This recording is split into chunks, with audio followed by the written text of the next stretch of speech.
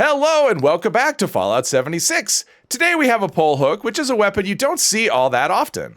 Now, part of the reason you don't see the pole hook all that often is that the plan to craft it is pretty rare. It actually comes from the Toxic Valley. It's a random weapon spawn, and it's not a very high chance. The one I have today is anti-armor with faster swing speed and +1 endurance.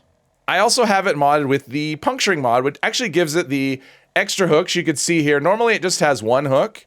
And with that mod, it actually adds 3 more hooks, and it gives you a little bit of armor penetration as well. Okay, so for this, we have Hack and Slash. I'm at rank 3, so I only have a 40% chance for a melee attack to do area damage. It is a two-handed weapon, so we have various ranks of the Slugger perks, along with Incisor for armor penetration and Martial Artist for faster swing speed. We also have Twisted Muscles for extra melee damage. And we're using Deathclaw Wellington to give us extra strength, which adds extra melee damage. And also Tasty Mutant Hound Stew, which adds extra melee damage. We also have a full set of Thorn Armor, which adds bleed damage. Now, typically with my melee weapons, I like to use Vampire, but that wasn't an option this time. I don't have a Vampire, but with the slow swing speed, it's actually not going to do a whole lot of damage. You can see I'm getting, or it's not going to do a whole lot of healing. Because even with faster swing speed and martial artist, our healing rate is, it's only 3%. This does nice damage. She is super tanky, but you can see those damage numbers actually doing pretty well. And I do have, I got a disease of some sort, but I do have Born Survivor, so if I were to take too much poison damage, yep, we did all right. Not too shabby. Oh, we got a Mirelurk King here.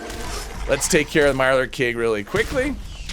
Love those explosions. Hack and Slash, such a fun perk. If you're playing melee, you should be using it. It does, it still does, you can see, it still does really nice damage. Something like a Warglaive is going to do more, but the Warglaive is the top of the, that is the top of the top, where this is, it's below it. It's only a little bit. Obviously, it doesn't have any of the elemental damage that the Warglaive has, but as you can see, we're still doing really nicely. We're one-shotting most things. And at the worst, it's usually a 2-shot for, for typical enemies anyway. All right, let's see. Do we have a sentry? Oh, we do have a sentry bot down there. Let's see if we can get him before Missile Strike is... okay. Okay, that's not good. That's not good at all. Okay, let's try a different direction and get him before he can... okay. And then VATS is bugging out, of course. Oh, it's the high VATS cost. There we go. Got the job done. Born Survivor saved the day that time. Now, in something like that, Vampire would have helped a little bit because I do run Ricochet, so some of those hits would have deflected back and healed me, in addition to the swings healing me. So even with the slow speed, Vampire still would have been probably an improvement there. I don't know that anti-armor is giving us a whole lot since we do have Incisor, and armor penetration is multiplicative, so between the extra hooks and, well, that's okay. Physics is having a fun day today. But between the arm penetration we're getting from Incisor and from the extra hooks, I don't know that the anti-armor is actually doing a whole lot more. It's going to be doing a little bit, but it's not going to be doing a ton. But pole hooks are pretty rare, and this character doesn't even know the plan, so it's not like I can craft them and roll them anyway. So this was gifted to me, and it's doing the job really nicely. All right, what do we have over here? Oh, it looks like we've got anglers today, which is the perfect thing for a pole hook. Take care of them nice and quick. They're pretty tanky though. Woo. Yeah, physics is yeah, the game's being kind of funny today. I'm on a private server, so lag shouldn't be that much of an issue. Ooh. Yeah, you can see the Hack and Slash when it triggers those explosions. They're really nice. I think the explosion's based on the weapon damage, but I'm not positive on that. Because it's not actually an explosion, it's an area of effect damage. But yeah, we're doing all right. AP cost on this seems to be a bit on the high side though. So maybe something with reduced AP would be better if you're using it with Hack and Slash and VATS. But taking care of everything very nicely. We've got one guy left. Oh, no, never mind. We've got 2 left. Thought I took care of him. Not in one hit. Yeah, I think that's kind of the difference between this and, say, the Warglaive.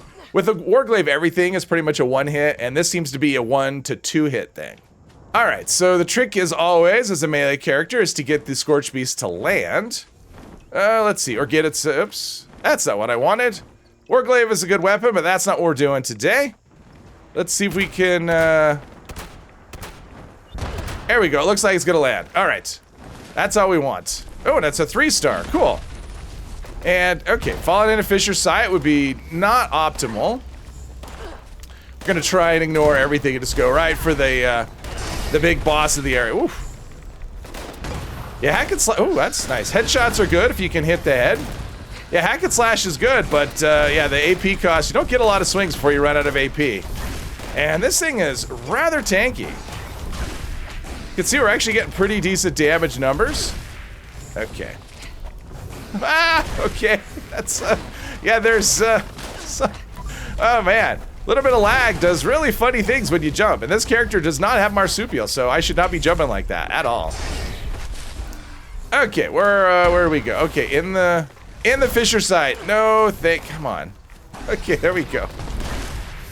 Fall to my death. Okay, Bats is being funny and not giving me the old 0% hit chance. That's great. There we go. And probably gonna fall into the Fisher sight and melt. And there you have it with the Mothman behind me. You can see there on the distance off to the right. Polehook is a great weapon if you're looking to roleplay as a fisherman. It actually does really nice damage if you can get your hands on one. Hopefully you enjoyed this video. If you did, please hit the buttons down below. And I hope you'll join me in the next one. Thank you very much.